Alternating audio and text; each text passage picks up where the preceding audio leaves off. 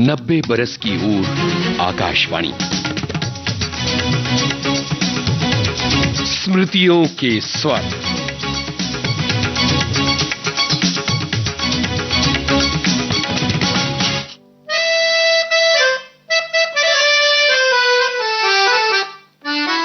नमस्कार श्रोताओं, आकाशवाणी हमारे अनगिनत श्रोताओं के जीवन का एक अभिन्न अंग रही है।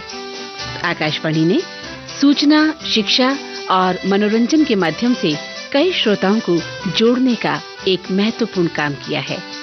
अब आकाशवाणी 90 वर्ष पूरे कर रही है। इस उपलक्ष्य में प्रस्तुत है कार्यक्रम स्मृतियों के स्वर।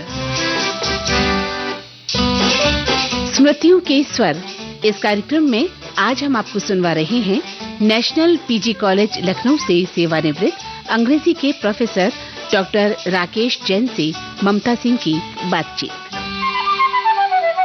दोस्तों नमस्कार, मैं हूं आपके रेडियो सखी ममता सिंह और विविध भारती के स्टूडियो नंबर 1 से हम बात कर रहे हैं। हमारे साथ टेलीफोन लाइन पर जुड़े हैं प्रोफेसर राकेश जैन जी, जो रेडियो के सुधी श्रोता हैं और रेडियो के हर चैनल को सुनते हैं, रेडियो के लगभग सारे प्रोग्राम सुनते हैं और आज भी उनका सुनना जारी है। तो हम टेलीफोन लाइन से उनसे कनेक्ट हो रहे हैं। राकेश जी, विविध भारती के स्टूडियो नंबर 1 से आपको नमस्कार, बहुत बहुत स्वागत। बहुत बहुत धन्यवाद। मैं लखनऊ उत्तर प्रदेश से बोल रहा हूँ, प्रोफेसर राकेश जैन जी। रेडियो से मेरा नाता तो बिल्कुल बचपन से, क्या जब बच्चा पैदा होता है समझिए तभी से है। मेरे पिताजी रेडियो स्टेशन में इंजीनियर थे जी। और जब मैं बिल्कुल छोटा था, 3, 4, 5 महीने का, तो रेडियो स्टेशन के राजकोट के स्टूडियो में एक बीना जी अनाउंसर थी, उनकी गोद में ही मेरा बचपन, मतलब वो शिशु का जो काल था, शैशव काल था, वो पूरा हुआ था। तो मुझे लगता है कि वहीं से मेरे जीवन में मेरे मेरे रक्त में रेडियो का संचार हो गया है। मैंने रेडियो को बचपन से सुना है।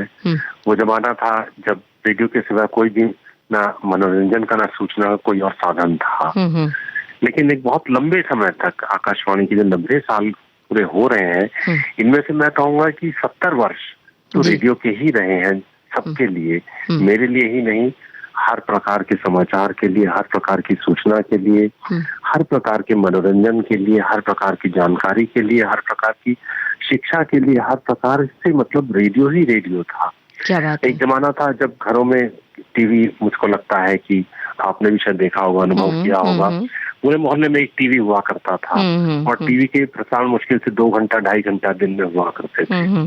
तो फिर सुनने के लिए क्या था? रेडियो। पढ़ने के लिए इतनी पत्रिकाएं नहीं थी, न्यूज़पेपर ही हुआ करता था, मैगजीन इतनी उस समय पर अफोर्डेबिलिटी भी नहीं थी इतनी ज्यादा लोगों की कि सब कुछ खरीद सकें, सब कुछ पढ़ सकें। तो रेडियो ही हुआ करता था। रेडियो में वो समाचार, वो सूचनाएं आती थी जिनको हम लोग शुरू से सुनते आ रहे हैं। रेडियो तो एक तरह से हम लोगों के जीवन की, जैसे लोगों की घड़ी होती है या हृदय की गति होती है, उस तरह से रेडियो हमारा जीवन का साथी रहा है जी। समय का पैमाना, रेडियो के कार्यक्रमों से हमारी दिनचर्या निर्धारित की जाती थी कि ये रेडियो का ये कार्यक्रम है तो अब यहाँ पर उठना है, पढ़ाई करना है, और रेडियो का जो कार्यक्रम है, अगला कार्यक्रम है, उसके साथ कॉलेज, स्कूल जाना। तो ये समय का निर्धारण किया करता था और हमने तो वो समय भी देखा है जब एक रेडियो सेट है और एक आंगन के मुंडेर पर रेडियो रखा है और क्रिकेट कमेंट्री आ रही है। जसदेव सिंह और तमाम जो नाम है कमेंटेटर, वो लोग कमेंट्री कर रहे हैं और एक साथ गांव के कई लोग, करीब 10, 12, 15 लोग इकट्ठे हैं और एक रेडियो सेट से रखे, मुंडेर पर रखे रेडियो को सुन रहे हैं। तो ऐसा कोई वाकया आपको याद आता है? ऐसा कोई वाकया आपके जीवन में जुड़ा हुआ है? हम लोग हॉस्टल में रहते थे, मैंने हॉस्टल में रह करके पढ़ाई की 9 वर्ष की आयु से ही जी। तो रेडियो रखना हम लोगों के लिए हॉस्टल में परमिटेड नहीं था। तो एक रेडियो हुआ करता था जी। उस रेडियो को हम लोग सब लोग मिल करके कॉलेज में सुना करते थे। अच्छा। वार्डन के रूम में रेडियो हुआ करता था और उसका एक एक्सटेंशन स्पीकर जो है, एक कॉमन रूम था, उसमें लगा होता था। अच्छा। अब उस रेडियो को चलाने की जिम्मेदारी जिस व्यक्ति को दी जाती थी, वो अपने आप को कॉलेज का बिल्कुल हीरो समझता था। ओहो। मेरे पास में तो प्रिंसिपल से भी ज्यादा ताकत है। अच्छा। हाँ। और हम लोग जैसे आज की तारीख में जब कोई बड़ा क्रिकेट का मैच या कोई बड़ा मैच आता है तो बड़े बड़े स्क्रीन लगते हैं शहरों में और लोग इकट्ठे होकर के देखते हैं। उस जमाने में हम लोग रेडियो की कमेंट्री, रेडियो के प्रोग्राम सुना करते थे इसी तरह सब लोग इकट्ठे होकर के, जैसा कि आपने कहा। और कमेंट्री ही नहीं, बहुत से प्रोग्राम्स हुआ करते थे, जैसे हवा महल है भारती से आने वाला, जैसे रामायण का प्रोग्राम, मतलब रामचरितमानस का जो पाठ आता है सुबह, बहुत पॉपुलर रहा एक लंबे समय से। फिर संस्कृत के समाचारों ने बहुत पॉपुलैरिटी एक समय पे गेन की थी, जब शुरू हुए थे संस्कृत के समाचार सबसे पहले, तो उनको सुनने के लिए लोग बहुत उत्सुक रहा करते थे। और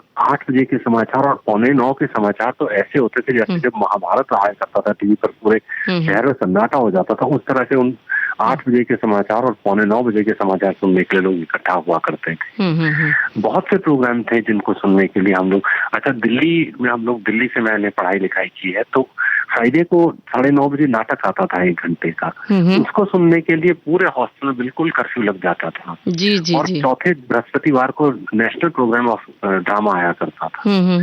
फिर क्लासिकल म्यूजिक का सैटरडे को प्रोग्राम वो आज भी आता है, उसको सुनने के लिए 9:30 बजे राष्ट्रीय स्तर का होता है, उसको सुनने के लिए बहुत लोगों की उत्सुकता रहा करती थी। और जब कभी चुनाव आया करते थे, चुनावों के परिणाम आते थे, तब तो 24 घंटे हम लोग का कभी सोना ही नहीं होता था। वो तो एक एक चुनावी परिणाम को सुनने के लिए सिवाय रेडियो के सिवा कोई भी साधन नहीं हुआ करता था। कौन जीता, कौन हारा, कितने वोट से जीता, कितने वोट से हारा, सिर्फ और सिर्फ हमको, मुझे अच्छी तरह से याद है, मतलब बहुत छोटे हुआ करते थे, 1970, 1980, 1984 के सब इलेक्शन की न्यूज पूरी हम लोग रेडियो पर सुना करते थे। गजब, क्या बात तो है। रेडियो तो मतलब एक तरह से हम लोगों के, मैं आपको उसका मतलब किसी चीज से तुलना ही नहीं की जा सकती है। जहाँ ना पहुंचे रवि, वहाँ पहुंचे रेडियो। क्या बात है। बहुत अच्छी बात कही आपने। परिवार के सदस्य की तरह रेडियो हम सब के साथ रहा है।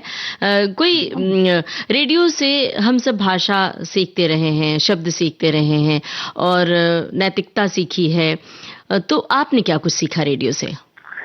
मैंने रेडियो से शुद्ध उच्चारण सीखा, मैंने रेडियो से अच्छा बोलना सीखा, मैंने रेडियो से अपने सामने वाले व्यक्ति से, जब आपके सामने स्टूडियो में कोई भी नहीं होता तब भी आप इतने अच्छे ढंग से बात करते हैं, ये बोलना मैंने सीखा, बात करना सीखा।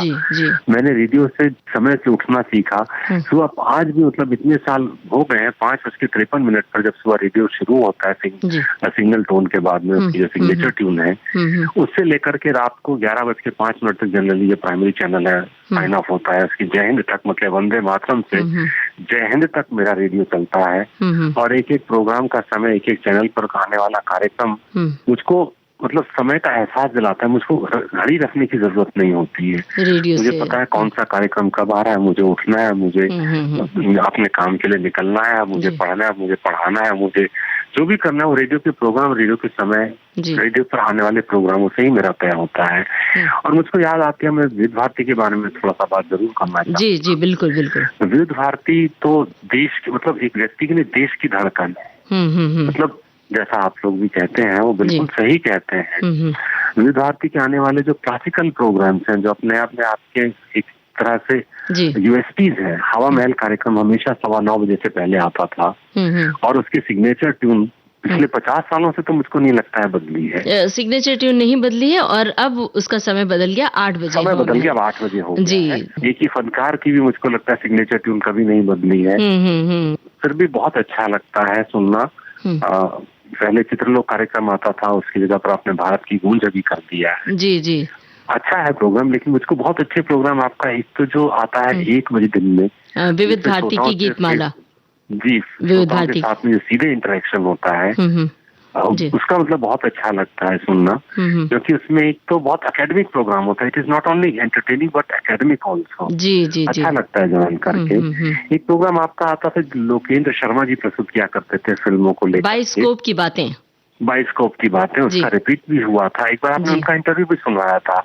और आपके यहाँ पर जो एक ही फनकार कार्यक्रम अक्सर प्रस्तुत करते हैं यूनुस खान जी, उनका जो एकेडमिक रिसर्च होती है, मुझको लगता है कि वो तो मतलब कोई बड़े लेखक होने चाहिए इन सब कार्यक्रमों को लेकर। जिस तरह से रिसर्च करके प्रोग्राम पेश करते हैं, रेडियो का पुरस्कार, तो उनको कोई जो बड़ा पुरस्कार है वो उनको मिलना ही चाहिए। जी क्या बात है। तो ये तो सबसे बड़ा पुरस्कार हो गया जो आपने इतनी अच्छी से तारीफ की। तो हम सब के लिए तो आप सभी श्रोताओं की तारीफ ही सबसे बड़ा पुरस्कार होता है, सच कहें। देखिए, रेडियो के जितने भी एंकर हुआ करते हैं ना, वो श्रोताओं के लिए बहुत बड़े नायक नायिकाएं होते हैं। क्या बात है। क्या बात उनके बारे में उनके जानने की बहुत उत्सुकता रहती है। अच्छा, फिर कभी कभी छाया गीत में ना दूसरे केंद्रों से उत्कृषक अपना बना करके छाया गीत भेजा जी जी, हाँ भेजते थे। तो शायद ऐसा नहीं होता है, जी, पहले हुआ करता था। कभी लखनऊ से जाया करते डॉक्टर मधु श्रीवास्तव के अक्सर छाया गीत यहाँ से जाया करते थे। और अभी आप लोगों के यहाँ पर भी मतलब, और हम लोग जो रेडियो सुनते हैं, हमारी बड़ी तमन्ना हुआ करती थी हमेशा से कि रेडियो मुंबई का सुने सीधे विविध भारती। तो शॉर्टवेव लगाया करते थे, बड़ी मुश्किल से तार वार जोड़ के एंटीना लंबा करके सुना करते थे। लेकिन अभी जब से स्मार्ट स्पीकर आ गए हैं तब से मेरा तो सिर्फ बॉम्बे ही विविध भारती चलता है, मैं लोकल स्टेशन नहीं सुन पाता हूँ। अच्छा, वो रेडियो का एक जब दौर था, घर में रेडियो आता था तो ऐसे लगता था परिवार का कोई सदस्य आया है या कोई मेहमान आया है, बाकायदा जश्न मनाया जाता था, मिठाई आती थी घर में। ऐसा कोई मौका आपके साथ भी हुआ? आपने भी देखा ऐसा मौका? जी जी, बिल्कुल बिल्कुल। पहले ना हमारे यहाँ पर फिलिप्स का एक रेडियो हुआ करता है, वॉल वाला। जब ऑन करते थे उसको कम से कम 1 मिनट लगता था ऑन होने में। फिर हमारे पिताजी एक बार ट्रांजिस्टर लेकर आए, उन्होंने बताया कि देखो इसको बस बटन घुमाओ तुरंत चालू हो जाए। उस दिन तो हम लोगों ने ऐसा घर में जश्न मनाया था जी जी जैसे रेडियो नहीं, मतलब पूरा नया घर, मतलब गृह प्रवेश हो रहा हो। जी जी, रेडियो का प्रवेश घर में नहीं बल्कि हमारा एक गृह प्रवेश हो रहा जी। हो। तो रेडियो, सेल, एंटीना इतनी काम की हुई। आज की तारीख में रेडियो स्टेशन सुनना इतना आसान हो गया, लगता ही नहीं है कि मतलब, लेकिन उसमें जो मतलब परेशानी से हम लोगों को रेडियो सुनने का प्रयास करना पड़ता था, वो सब दूर होने की वजह से बड़े अच्छा लगता है। जी, अब हमें बताइए कि कोई ऐसा मौका, कोई खुशी का मौका ऐसा आया, कोई गम का मौका आया है, जब क्या होता है कि हम बहुत अकेले होते हैं, उदास होते हैं या बहुत खुश होते हैं, तो रेडियो से कोई गाना बजता है, ऐसे लगता है कि हमारे लिए ही बजा है। तो कभी आपको ऐसा लगा कि रेडियो आपका साथी रहा है, विविध भारती आपकी संगिनी रही है? देखिए, ये तो आपने मतलब ऐसी बात कही है जिसके बाद मेरे पास कोई जवाब ही नहीं, क्योंकि मेरे तो हर पल रेडियो का गाने जी। देखिए, एक तो हिंदी फिल्मों में हर सिचुएशन के लिए गाना है, चाहे खुशी हो, जी दुख हो, है ना। अच्छा, एक जमाना था आपके यहाँ पे ना 3:30 बजे से साउथ इंडियन प्रोग्राम आया करते थे, मधुर गीतम, है ना, मधुर गीतम करके। 3:30 बजे तक तो हिंदी गाने आते, फिर इसका 3:30 बजे से साउथ इंडियन मतलब दक्षिण भारतीय संगीत सभा शुरू हो जाती। जी जी जी जी। तो जब कोई बहुत उदास होते थे तो लगता था कि हिंदी गाने छोड़ दो, इसमें सुनने खाली ऐसे गाने सुने जिनमें कुछ समझना, तो संगीत ही संगीत हो। तो वो एक दौर था जब 3:30 बजे का मधुर गीतम दक्षिण भारतीय संगीत सभा, हम लोग जब कभी मन बहुत अच्छा नहीं होता था तो वो सुना करते थे। अच्छा, मतलब विविध भारती का तो देखिए कोई सानी ही नहीं है। मुझे लगता है हिंदुस्तान में नहीं, दुनिया में कोई ऐसा रेडियो स्टेशन नहीं होगा जो अपने आप में इतना संपूर्ण हो। क्या बात है जी। तो जो संपूर्णता विविध भारती में है वो किसी और रेडियो स्टेशन में नहीं है। राकेश जी, आपने बड़ी ही दिलचस्प और उम्दा बातें साझा की हैं हमारे साथ, हमें बहुत अच्छा लग रहा है और फिर कभी संभव हुआ तो हम और बातें आपसे रिकॉर्ड करेंगे। आज हम यहीं पर विराम दे रहे हैं। आपका बहुत बहुत शुक्रिया। नमस्कार।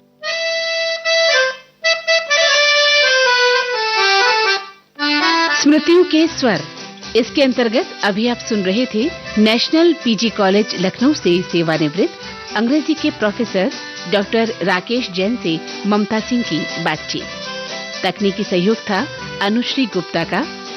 विविध भारती की ओर से इस कार्यक्रम के प्रस्तुतकर्ता थे दीपक केसावलेकर।